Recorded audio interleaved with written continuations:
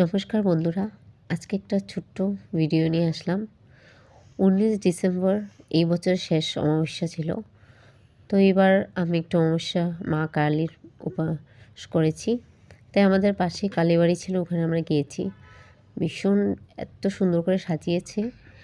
আর ওইখানে একটা মূর্তি, ফার্স্টে তো আমি চিনিনি, তো পরে গিয়ে বুঝলাম এটা চণ্ডী, মা চণ্ডীর পূজা ছিল।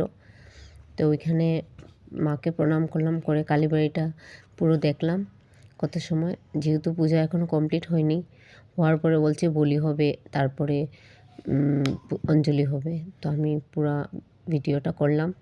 এত ভালো লেগেছে, এত লোক এসেছে। আর সবাই মানে যার যার মনোবাসনা মাকে বলছে। আমি এটাই প্রার্থনা করি সবার যেন মনোবাসনা পুরা হয়। আর আমিও মার কাছে যাটাই চাই, মা যাতে আমারটাও পুরা করে। আর এখানে যজ্ঞ হতেছিল, তো আমি ওইখানেই একটু গেলাম। ভালোই লাগলো সত্যি। যেহেতু আমি উপবাস করেছি, তো একটু শর্টের মধ্যে ভিডিওটা করেছি।